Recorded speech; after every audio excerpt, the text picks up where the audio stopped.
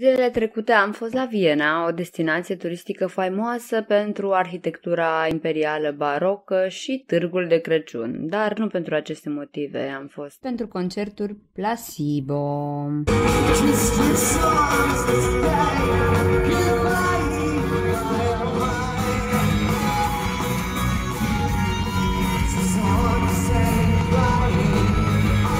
Și alte lucruri pe care le consider mai interesante în oraș. Un mic context. În 1556, Viena a devenit capitala Imperiului Habsburgic, ce a urmat o perioadă de construcții extinse, în special în stil baroc, stilul ce a devenit caracteristic pentru acest oraș. Cele mai multe construcții însă au avut loc în suburbii, pentru că nobilimea acoperea terenurile din jur cu palate cu grădină. Cele mai cunoscute sunt Palatul Liechtenstein, Palatul Modena, iar Palatul Schönbrunn probabil este printre cele mai cunoscute. Dar, pe lângă aceste aspecte turistice și un transport în comun foarte bine pus la punct, ce mi se pare cel mai interesant în istoria Vienei este perioada numită colovial Viena Roșie. Între 1918 și 1934, Partidul Social-Democrat al Muncitorilor din Austria a deținut controlul politic aproape unilateral asupra Vienei și pentru o scurtă perioadă de timp asupra întregii Austrii. În această perioadă a urmărit un program riguros de proiecte de construcție în tot orașul pentru a răspunde la o criză acută de locuințe și a pus în aplicare politici de îmbunătățire a educației publice, a asistenței medicale și a salubrității. A introdus ziua legală de 8 ore în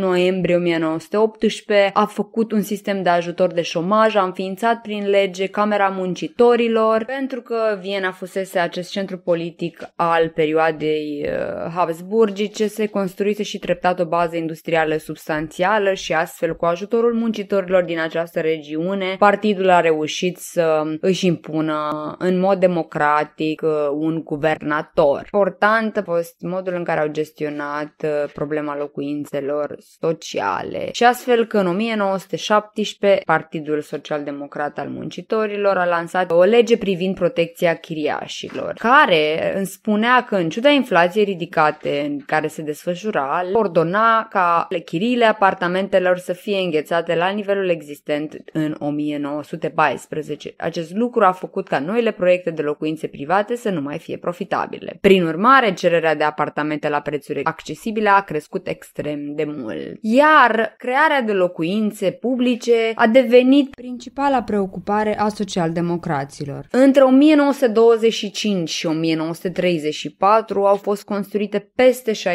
de apartamente noi în clădirile Gemeindebau, clădire municipală în traducere. Blocurile sunt mari, situate în jurul curților verzi. Cel mai faimos exemplu este Karl Marx Hof. Locatarii apartamentelor respective erau aleși pe baza unui sistem de ierarhizare în care persoanele vulnerabile din punct de vedere social au primit puncte suplimentare pentru a fi alese.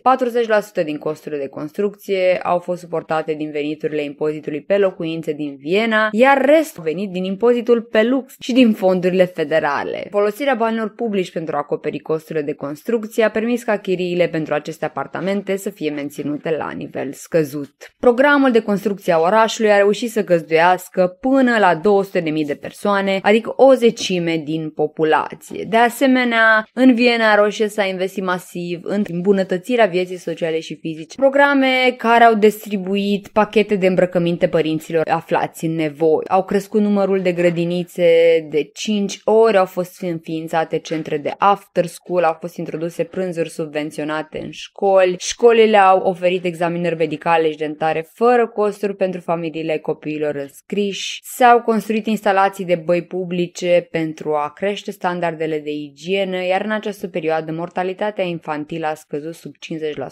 Ca politici financiare, socialdemocrații au introdus noi taxe, spre exemplu taxele Breitner, care erau impuse pe bunurile de lux, cum ar fi caii de călărie, mașinile mari, servitori și camerele de hotel. De asemenea, a implementat și un sistem de impozit progresiv perceput în procente în funcție de venit. Aceste venituri au fost folosite pentru a finanța acest amplu proiect de locuințe ale municipalității. municipalității. În prezent, Viena are o populație de 1,5 milioane de locuitori, dar a avut o creștere constantă. Creșterea prețurilor locuințelor nu s-a întâmplat în același timp cu creșterea populației. Populația a crescut cu 17% între 2006 și 2022, în timp ce chiriile au crescut în toate sectoarele cu 57%.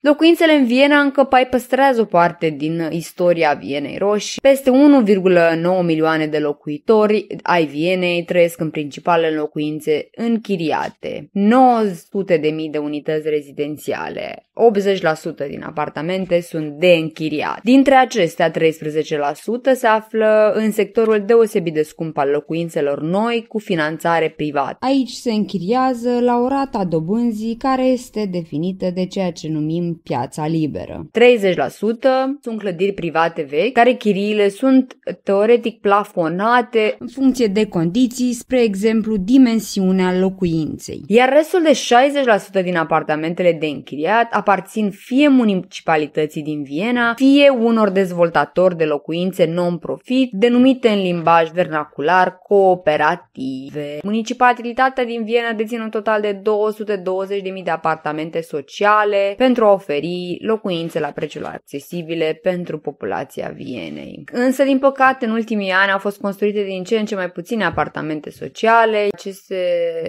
minunate lucruri care par aproape științifico-fantastice la modul în care arată cel puțin piața imobiliară din România, în București, Cluj, Timișoara. Dacă chiar am vrea să vedem niște schimbări, ceea ce se întâmplă pe piața din România va avea loc pe 12 noiembrie la ora 13 la Fântâna de la Universitate, Marșul pentru locuire. Revendicările lor sunt plafonarea costurilor de energie, stoparea evacuărilor, creșterea fondului locuințelor publice și sociale, acces public la lista curentă a fondului locativ, controlul chiriilor, finalizarea blocurilor de locuințe sociale, primăriile să acceseze fondurile pe care Ministerul Dezvoltării le poate aloca pentru construirea locuințelor sociale și de necesitate și acces ușor la locuințe sociale, mai ales să se simplifice procedurile și să renunțe la criteriile care sunt rasiste și clasiste, adică elimină practic